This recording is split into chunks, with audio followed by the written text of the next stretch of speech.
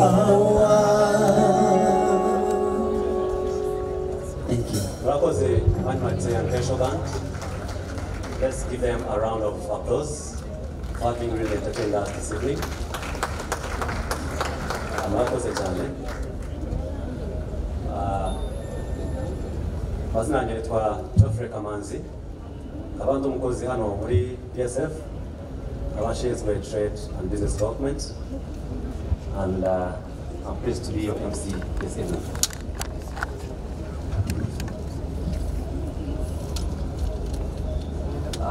Nyakubahwa Minisitiri w'Ubucuruzi n'Inganda ari harinjira muri tent nagira ngo yinjira twese dukoma amashyi. Let's clap as we welcome the Honorable Minister of Trade and Industry.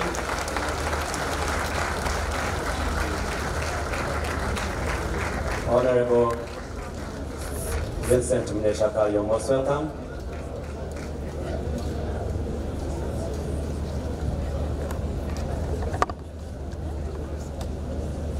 Thank you so much.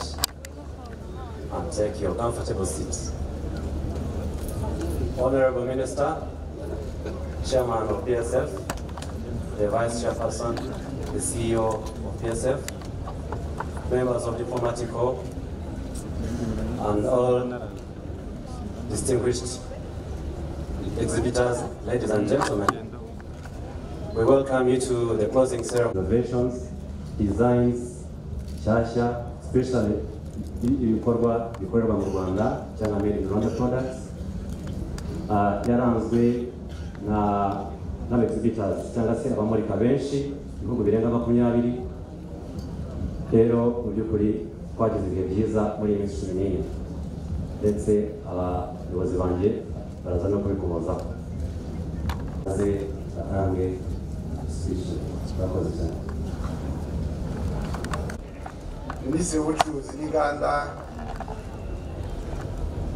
ukaba kuri mugoroba mwiza mwatubereye n'umushyitsi mukuru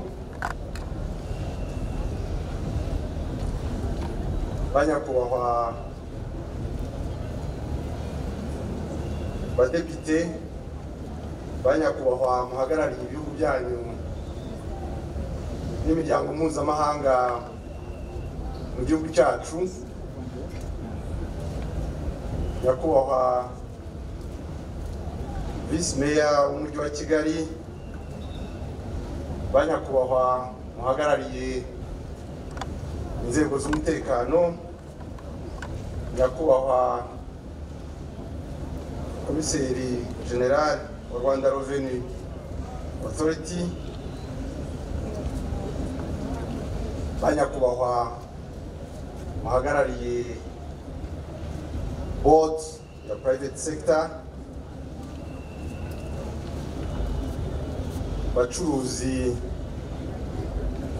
bagenzi banjye mwitabiriye uyu munsi banyacyubahiro mwese muteraniye hano nongeye kubasuhuza n'ibyishimo byinshi. Nyakubahwa Minisitiri nk'uko wambanjirije yabikomojeho abikorera bo mu Rwanda ngo karibu sana.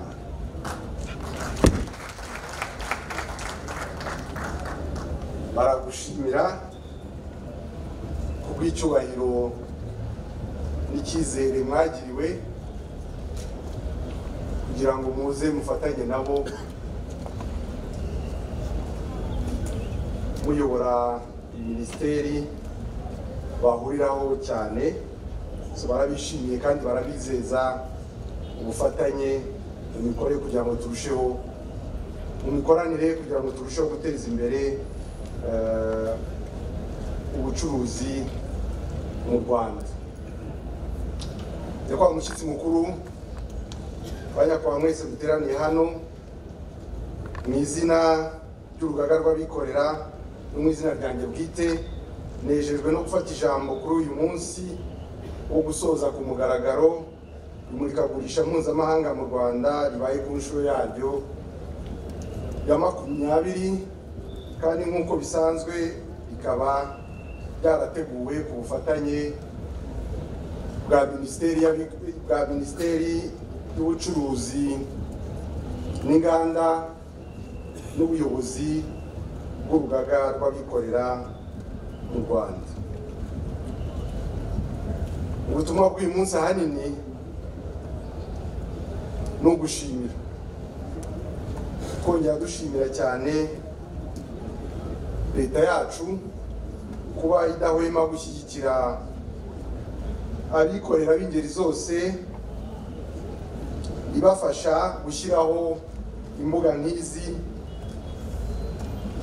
ndetse n'ibindi mu buryo bwose buhagije kugira ngo barusheho guteza imbere ibikorwa byabo no kugira uruhare rugaragara mu iterambere ry'igihugu cyacu. Reka kandi mbonereho umwanya wo gushimira byimazeyo abamuritse ibikorwa byabo baturutse mu bihugu bya kure, kandi hari n'abaturutse mu bihugu duturanye ndetse tutibagiwe na bagenzi bacu bakorera mu Rwanda. Imbaraga n'ubwitabire bwanyu muri iri murikagurisha. Nyakubahwa mushyitsi mukuru, banyacyubahiro mwese muteraniye hano, munyemerere muri make mbahe ishusho no y'uko iri murikagurisha dusoza ryari rihagaze. Iri murikagurisha rya 20 ryatangiye ku itariki ya 22 ariko bitangizwa ku mugaragaro na Nyakubahwa Minisitiri w'Intebe ku itariki ya 24 Kanama uyu mwaka. Umubare w'ibigo byaje kumurika byose hamwe ni 433, byiganjemo ibikorera mu Rwanda byageraga kuri 289, ibyaturutse mu bihugu bya Afurika byageraga kuri 94, hamwe n'ibingana na 50 byaturutse ku yindi migabane y'isi.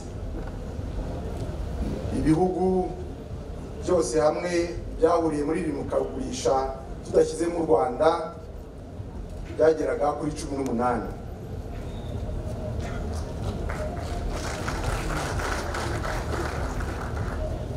Iri murikagurisha kandi ryarasuwe cyane ku buryo mu minsi y'imibyizi hazaga abantu bari hagati y'ibihumbi 12 na 15 buri munsi, naho mu mpera z'icyumweru n'iminsi y'ikiruhuko hazaga kuva ku bihumbi 25 kugeza ndetse mu bihumbi 35.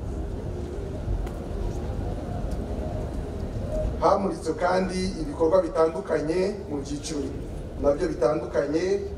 Aha twavuga inganda zikora ibikoresho byifashishwa mu bwubatsi, ibikomoka ku musaruro mu buhinzi n'ubworozi, ibikoresho by'isuku, imyenda, ubukorikori. Hari kandi n'abatanga za serivisi nko mu ikoranabuhanga, amabanki n'ibindi. Iri murikagurisha kandi byaremye icyizere hagati y'abagurisha n'abaguzi, ndetse rinarushaho kubereka ko abashoramari bashobora gutanga ibisubizo by'imibereho myiza Abanyarwanda bahura nabyo cyane cyane muri iki gihe. Nk'uko byagaragaye, abasuye iri murikagurisha batangariye inzu ifite agaciro ka miliyoni 8 z'amafaranga y'u Rwanda, yubakwa mu gihe cy'amezi 2 gusa, bigatwara n'umwanya muto,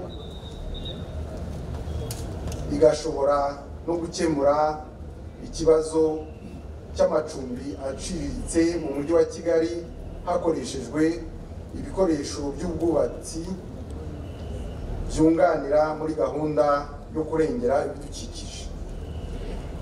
Iyi nzu yasurwaga buri munsi n'abantu batari munsi y'ibihumbi 2. Ikindi gishimishije ni uko iyi nzu ikozwe n'ibikoresho hafi ya byose bikorerwa hano mu Rwanda ku isoko ryo mu Rwanda.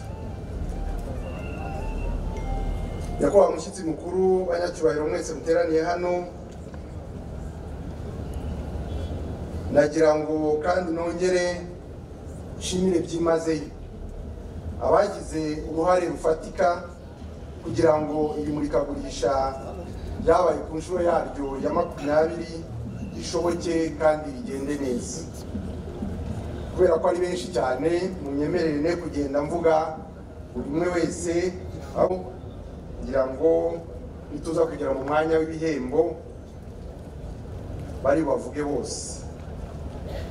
Abadufashije mu byiciro by'ubudasumbwa bwabo harimo abafatanyabikorwa batandukanye bateye inkunga iri murikagurisha ryabaye ku nshuro yaryo ya 20. Kugira ngo mufashe tubashimire.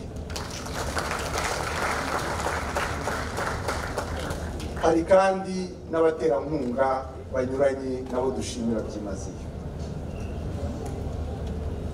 Mu cyiciro cya gatatu ndashimira kandi namwe abaje kumurika ibikorwa byabo, by'umwihariko abaturutse mu bihugu bya kure n'ibihugu duturanye. Mbizeza ko urugaga nyarwanda rw'abikorera ruzakomeza gufatanya nabo kugira ngo amamurikagurisha mpuzamahanga dutegura ajye arushaho kugenda neza, kandi tutibagiwe no kubabyarira inyungu mu ngeri zose zishoboka, yaba inyungu mu by'ubucuruzi, yaba inyungu mu byo kumenyekanisha ibintu byabo, ariko cyane cyane yaba n'inyungu yo kubereka kurushaho isoko n'amahirwe u Rwanda rwabaha, bityo bikabatera akanyabugabo ko gufungura ibigo byabo mu Rwanda nk'uko abenshi bagiye babigeraho. Nyakubahwa mushyitsi mukuru, uko urugaga rw'abikorera rugenda rutera imbere, ni nako abikorera barushaho kugira uruhare mu iterambere ry'igihugu muri rusange. Aha twavuga nk'uruhare bagize muri Vision 2020, turimo gukoza imitwe y'intoki ngo tuyirangize, kandi n'uruhare barimo kugira mu myiteguro ya Vision nshya izakurikira y'ibihumbi 2050, ndetse n'ibindi byose bagenda bafatanyamo n'izindi nzego, cyane cyane urwego rwa leta, kugira ngo ibi byose bigende bigerwaho. Nyakubahwa mushyitsi mukuru, nagira ngo soze nongera kubashimira umwanya mwatugeneye n'agaciro mwahaye iyi gahunda, mukaza kwifatanya n'abikorera. Abafatanyabikorwa, abaje kumurika, kimwe n'abandi bose bagize uruhare mu gikorwa cy'uyu munsi, twongeye kubashimira byimazeyo. Nyakubahwa Minisitiri, ngo twihuse hagiye gukurikiraho igikorwa cyo gutanga ibihembo ku bamuritse babaye indashyikirwa. Nyuma abanagira ngo mbasabe nyuma y'uwo muhango muze kutugezaho ijambo nyamukuru ry'uyu mugoroba. Kugira ngo nongere mbashimire mwese mwakoze kunyumva, nongeye kubifuriza ubucuruzi bwiza, ubukungu burasa ku ntego, cyane cyane muri ibi bihe byiza twinjiyemo muri iyi myaka 7, ngira ngo dutangira iki gikorwa twabikomojeho, ariko ngira ngo nongeye kubivugaho ko rwose iri murikagurisha ryaje mu gihe cyiza, twiviriye mu matora twongeye gucamo n'umucyo. Ubu rero imirimo irakomeje, ubu ni igihe cyiza twabigaragaje hano mu imurikagurisha, ubwo rero tugiye noneho kubishimangira kurushaho muri ya vitesi ya gatandatu tuyigendemo twihuta nk'abikora nk'uko tubimenyereye. Murakoze murakaza. Remarks for those that maybe not have followed or those that don't have the translator machine. A few innovations that were in this exhibition, notably the 8 million house that can be constructed in a period of only 2 months. That is really something to appreciate for such an innovation. So I also thank our stakeholders, our partners who have pledged their commitment to making sure that the exhibition was a success, and he pledged his commitment as the chairman of the private sector to partner with you in promoting your businesses home and beyond. So as he said,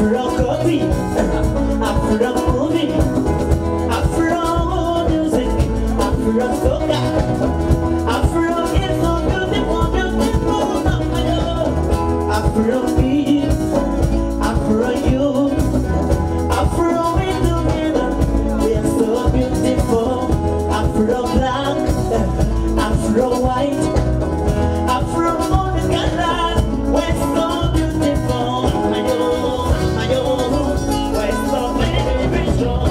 Afro, is a mama. Afro is a mama.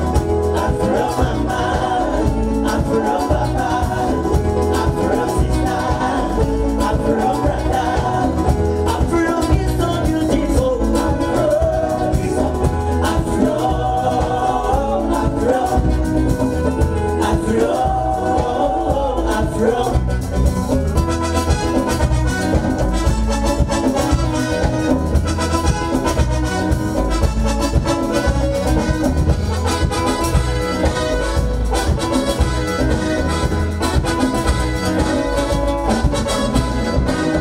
Afro, daddy, Afro wedding, Afro ladies, you're so beautiful. Afro food, Afro move, Afro weather, simply wonderful, wonderful mama. Afro this mama, Afro this mama, Afro this mama, Afro is a mama, Afro mama, Afro papa, Afro sister, Afro brother. Afro is so beautiful. Afro is Afro, Afro, Afro, Afro, Afro,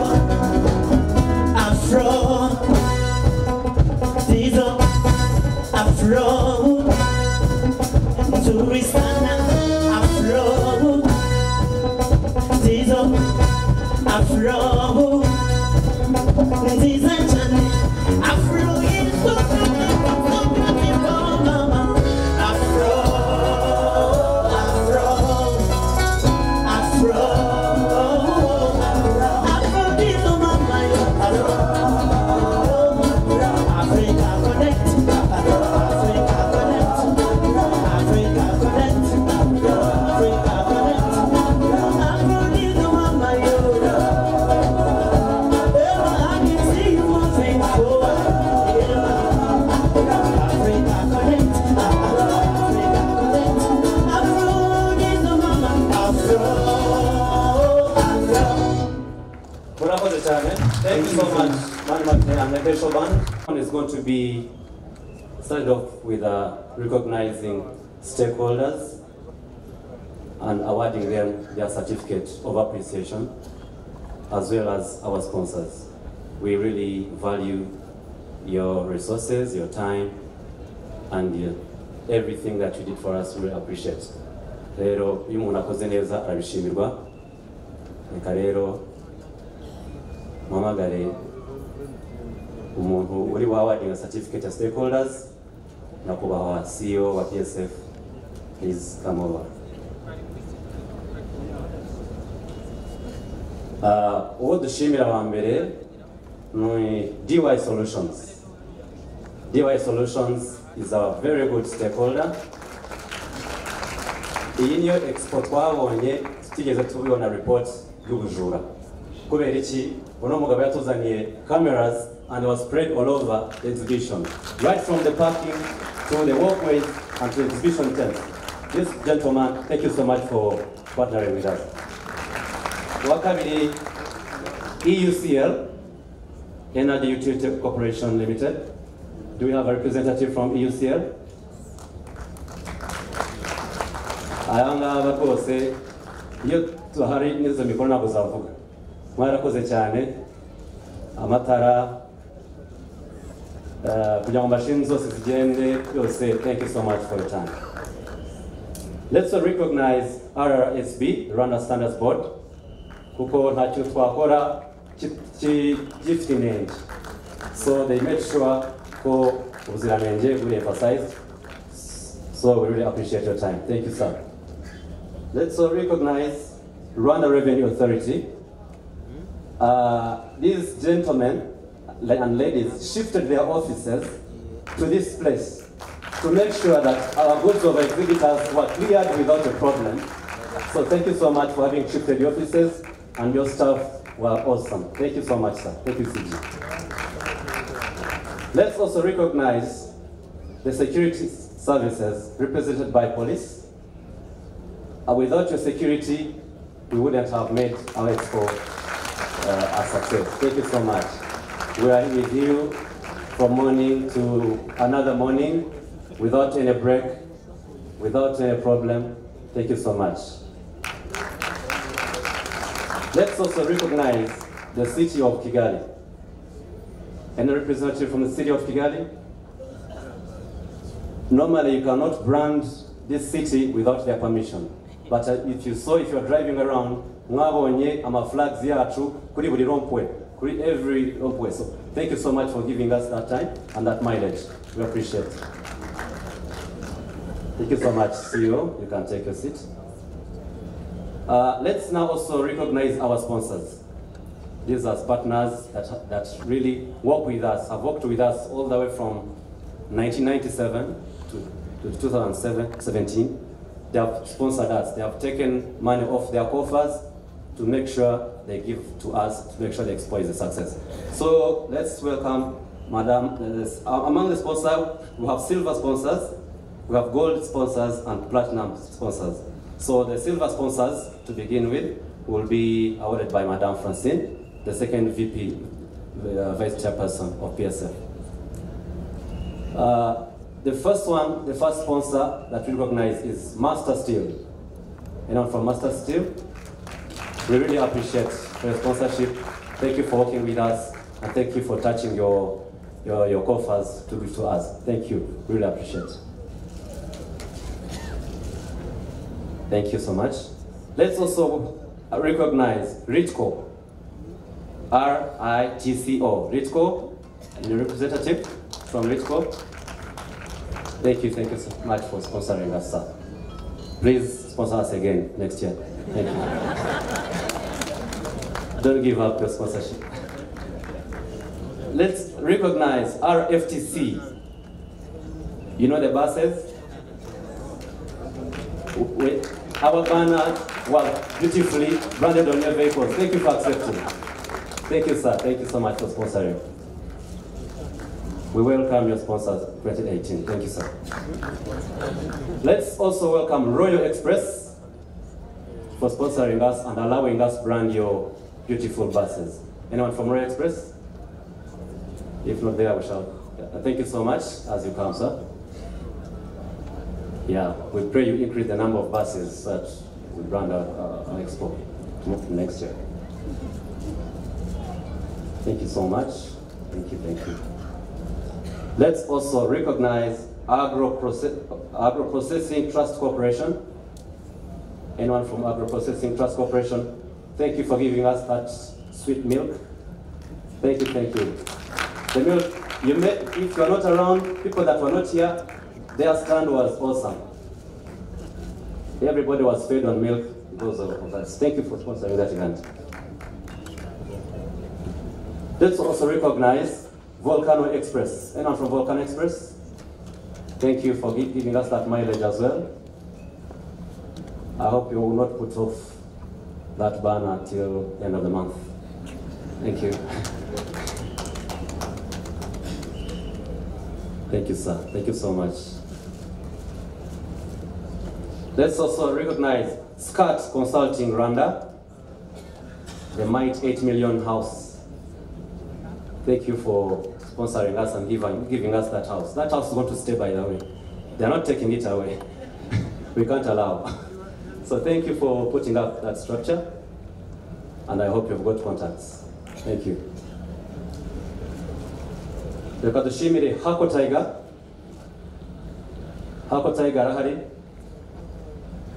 Hako Tiger, thank you so much. Thank you for sponsoring us. We really appreciate it. And we hope to see you 2018. Radiant. Representative from Radiant.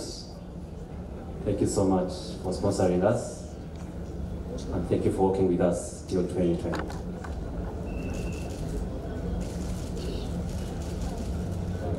As they take pictures, let's also recognize Prime Insurance. Prime Insurance, someone from Prime Insurance? Not there. We recognize you anyway, in your absence. We shall keep your certificate and shall deliver it. Let's also recognize Soras. Someone from Soras? Soras Insurance. Their insurers, where are you? We shall also deliver and recognize your sponsorship. Let's also recognize Mayfair Insurance. Thank you so much, Mayfair. That was a beautiful stand, by the way. Thank you, thank you. Thank you for sponsoring us. We look forward to more of the sponsorship soon. As they take the pics, let's recognize Sonara. Sonara Insurance. Where are their insurance today? But it's okay. We recognize you anyway. So let's recognize BPR, Banque Populaire du Rwanda. Someone from there? Thank you so much for sponsoring us. Let's also, as they take pics and they have their certificates, also recognize KCB Bank. KCB Bank, thank you for giving us that money. And we love that money. We love it, 2018. So let's also recognize I&M Bank. I&M Bank. Anyone from I&M Bank? Thank you, sir.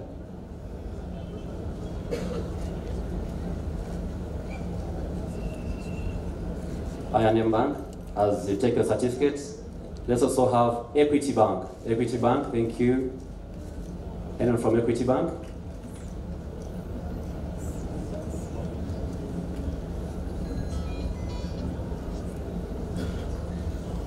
Equity Bank, thank you for sponsoring us. We really appreciate it.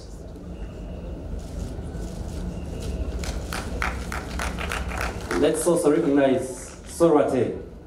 Sorate, thank you, sir. Thank you for feeding us that tea. It was a wonderful time having you in 2017. And we will see you in 2018 with that beautiful sponsorship. Thank you. Let's recognize Africa Improved Food. Someone from there? Someone from up? Okay, thank you. Nutri Mama. Nutri Toto. Thank you so much for sponsoring us. Thank you. We appreciate it. And please keep feeding our babies. Let's recognize someone from Inyanje Industries. The sweet milk, the juice, the water. Thank you for sponsoring us. We look forward to having more. Thank you. Let's recognize Amekikolo. Amekikolo, thank you for coloring our grounds. Thank you so much. We're looking forward to more beautiful colors in 2018. As they take, let's recognize Engen Petroleum. Thank you for fueling our vehicles. We look forward to fuel them more and more. Let's recognize Tanzania Ports Authority. Someone from there? Tunawashukuru sana kabisa. Asante. Nashukuru sponsorship yenu kabisa. Asante. As they check their certificates, let's recognize WASAC. WASAC? Someone from WASAC? Water and sanitation. Without you, we would have died of thirst. And we would never have cooked. So thank you so much for making it happen. Please avail more water. Let's recognize Naib. Naib, thank you. Thank you for keeping our grounds entertained during the last 14 days.